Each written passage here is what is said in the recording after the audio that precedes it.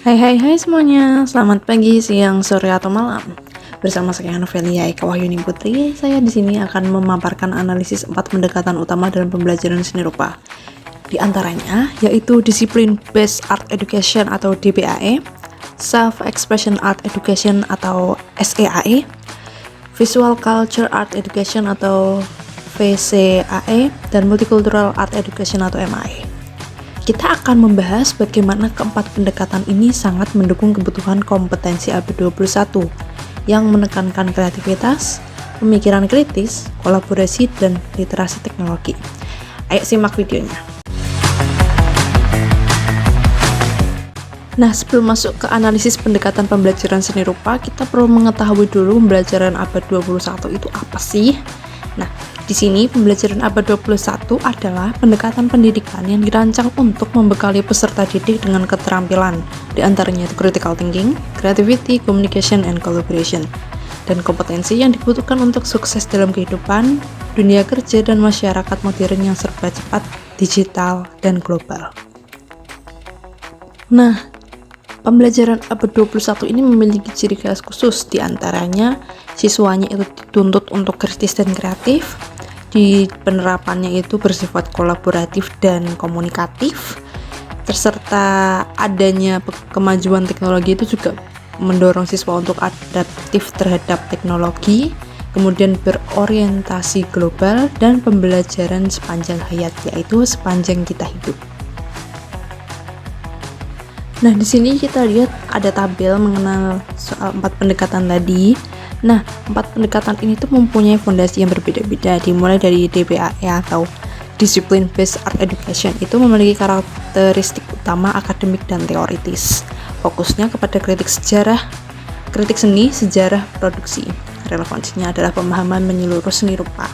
Yang kedua adalah Self Expression Art Education atau SEAE, yang karakteristik utamanya itu pribadi dan emosional. Fokusnya kepada ekspresi diri dan pengalaman batin.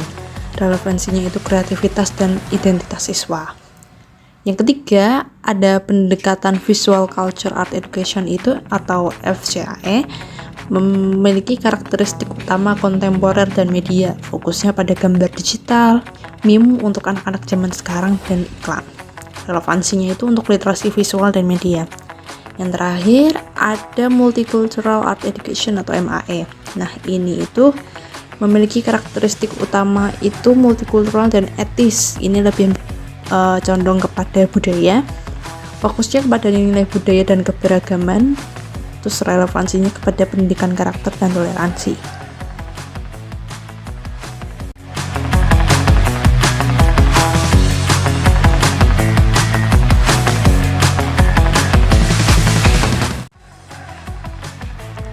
Nah, dari sini kita akan berkenalan dengan 4 pendekatan tersebut, dan itu kita kenalannya satu-satu ya. Pertama kita mulai dengan Discipline Based Art Education dulu. Nah, DBAE ini membantu siswa memahami seni sebagai disiplin akademik. Nah, mereka ini diajak menganalisis, mendeskripsikan, hingga mengkritis karya seni. Nah, dalam karya seni itu memiliki ciri utama itu 4 dominan, yaitu kritik, sejarah, estetika, dan praktik. Kemudian terstruktur dan berbasis kurikulum, terus penekanan pada akademik rigour. Nah, dalam hal ini itu kita akan pola belajarnya itu kita akan diajak untuk menganalisis seni itu dalam segi sejarah, segi fakta, segi apapun itu yang tercatat di atas kertas. Kelebihannya sendiri itu melatih berpikir kritis melalui diskusi seni dan membiasakan siswa menilai dan memahami konteks karya. Namun di dalamnya juga memiliki kekurangan, yaitu cenderung kaku dan kurang memberi ruang eksplorasi personal. Nah, karena itu ini bisa terasa terlalu formal bagi sebagian siswa yang membutuhkan ruang untuk lebih bereksplorasi. Yang berikutnya ada Self Expression Art Education. Nah, ini kebalikan dari tadi nih, kalau yang tadi kaku, yang sekarang lebih fleksibel. Jadi SEAE ini menjadi pendekatan yang sangat manusiawi dan inklusif. Nah, ini terutama tuh bagi siswa yang dengan kebutuhan emosional. Mereka itu diajak mengenal diri lewat warna, bentuk, dan tekstur. Ciri utamanya itu menekankan pengalaman pribadi, kebebasan berkarya tanpa batasan ketat, fokus pada proses bukan hasil. Kelebihannya itu tuh meningkatkan kreativitas dan refleksi diri, membantu kesehatan mental siswa. Nah, ini bagi beberapa anak yang memiliki tekanan di batinnya atau memiliki masalah di rumah atau di mana, dia tuh bisa mengekspresikan emosinya lewat seni daripada dia tuh mengekspresikannya lewat jalan yang lain yang lebih negatif gitu. Nah, namun di sini juga memiliki kekurangan, yaitu kurangnya struktur bisa membuat hasil sulit diukur. Jadi bisa jadi ini tuh berantakan hasilnya nanti, dan lalu tidak semua siswa terbiasa mengekspresikan diri. Ini juga berlaku untuk beberapa siswa yang pendiam atau siswa yang sudah biasa terstruktur, mereka akan mengikuti semua itu sesuai aturan, jadi mereka benar-benar susah untuk mengekspresikan diri mereka sendiri. Selanjutnya ada Visual Culture Art Education. Nah, ini cocok banget nih buat kita-kita yang Gen Z, soalnya ini benar-benar berkaitan sama teknologi zaman sekarang. Nah, siswa masa kini kan dikelilingi oleh visual ya tiap hari, kayak meme, reels, iklan, film animasi. Semua itu mempengaruhi pola pikir dan selera mereka. Jadi Visual Culture Art Education ini mengajak siswa nggak hanya menjadi penikmat, tapi juga jadi pembaca kritis dan pencipta visual yang sadar makna. Jadi ketika siswa itu menciptakan karya visual secara digital, itu bukan sebuah karya yang kosong, tapi juga harus memiliki makna. Nah, ciri utamanya itu fokus pada budaya visual seperti media sosial, iklan, game, menganalisis dan memproduksi gambar digital. Nah, ini kritik terhadap makna visual dalam masyarakat. Kelebihannya sendiri itu relevan dengan dunia digital, siswa membentuk literasi media dan pemikiran kritis. Nah, ini tuh bener-bener cocok banget buat kita-kita yang Gen Z ini, yang udah bener-bener tiap hari pegangannya HP. Daripada kita scroll sosmed doang, kita bisa nyiptain beberapa karya yang itu entah mengkritik atau memberitahu masyarakat tentang apa-apa aja yang terjadi di dunia ini. Cuman ini juga punya kekurangan nih, atau ada tantangannya. Nah, kita tuh butuh guru yang paham teknologi visual sama perlu sumber daya media yang tepat. Takutnya kalau nggak ada guru yang tepat itu malah kita jadi seseorang yang terlalu kritis gitu, terlalu mengkritisi sesuatu sampai-sampai dianggap menang sendiri. Dan perlu sumber daya media yang tepat itu dalam arti tidak termakan hoax. Dan yang terakhir ada Multicultural Art Education atau MAE itu ini tuh penting dalam konteks Indonesia yang multikultural ya, terutama ini tuh benar-benar menyangkut soal budaya.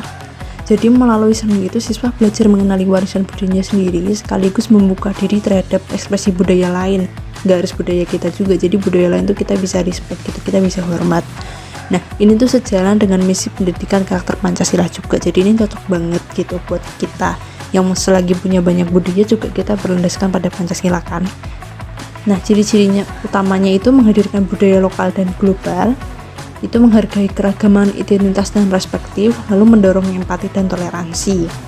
Kelebihannya itu membangun karakter inklusif, lalu menjembatani identitas budaya siswa. Nah, ini tuh ketika kita punya banyak budaya di daerah lain atau daerah kita sendiri yang pasti juga banyak budayanya, itu kita bisa lebih hormat. Bagus lagi kalau kita itu mengembangkan budaya itu dan melestarikannya gitu. Jadi ketika kita sebagai Gen Z, kita sebagai generasi modern sudah mulai lupa budaya, kita tuh harus mau melestarikan budaya ini gitu. Dan tapi tantangannya juga banyak sih. Yang pertama itu perlu pendekatan hati-hati agar tidak bias dalam arti salah tangkap atau salah penafsiran. Lalu butuh pemahaman budaya mendalami dari gurunya. Ini dia. Kalau misal kita nggak punya guru dan salah menafsirkan sesuatu atau tidak sesuai pakem, malah budayanya yang berubah. Begitu.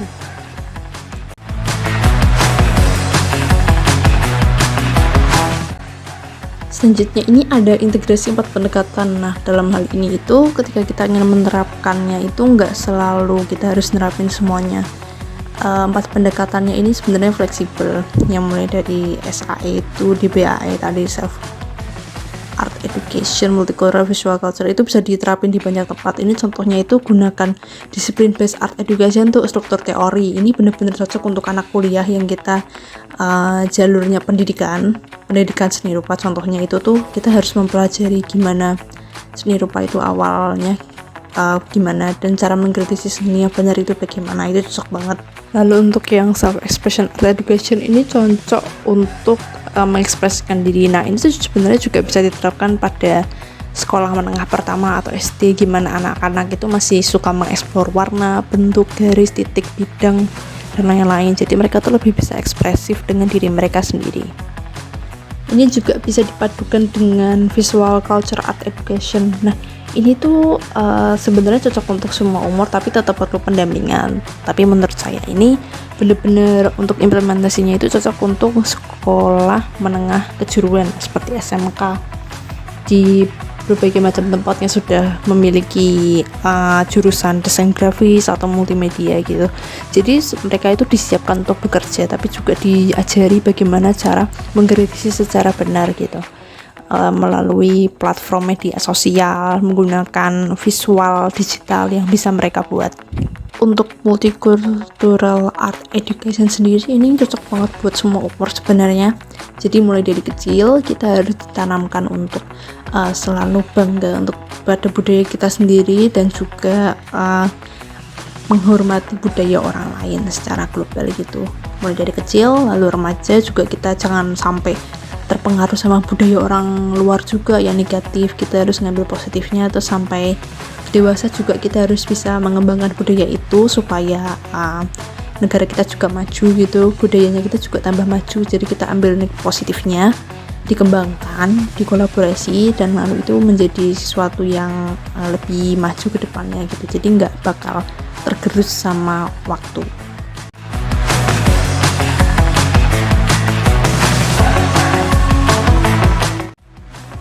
Wah, nggak kerasa udah sampai ke penghujung video ya. Jadi untuk kesimpulannya dari materi yang udah saya paparkan tadi itu, pendekatan-pendekatan seperti discipline based art education memberikan dasar teoritis yang kuat. Nah, untuk yang self expression art education itu menumbuhkan kreativitas dan ekspresi diri. Yang visual culture art education itu membuat siswa peka terhadap budaya visual kontemporer, dan multicultural art education itu membangun sikap toleransi serta memahami lintas budaya. Nah, dengan mengintegrasikan keempat pendekatan ini, pembelajaran seni rupa akan menjadi lebih kaya, relevan, dan bermakna.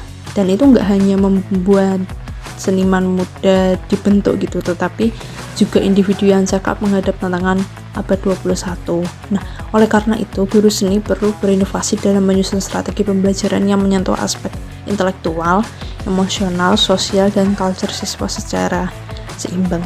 Nah, dalam hal ini itu guru maupun siswa juga harus update soal teknologi, tentang apa yang terjadi sekarang, apa yang lagi tren sekarang, karena memang nggak bisa dipungkiri kita hidup di zaman dimana semua itu berjalan dengan cepat. Ada tren ini dan tren itu tuh bakal berlalu dengan cepat sekali, nggak ada hitungan tahun, mungkin hanya beberapa bulan.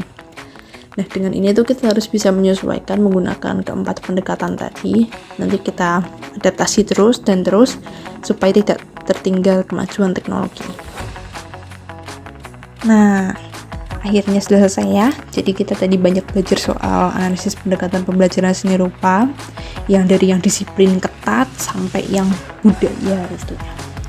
Di sini kita juga belajar bareng ya. Jadi kalau ada perkataan saya salah atau keliru bisa komen di bawah, dan jangan lupa buat selalu semangat belajar, apalagi itu untuk kepentingan kita juga sendiri, dan itu untuk bikin kita tuh buat gak ketinggalan teknologi lah intinya, karena emang kita udah ada di zaman yang teknologinya benar-benar berkembang dengan cepat.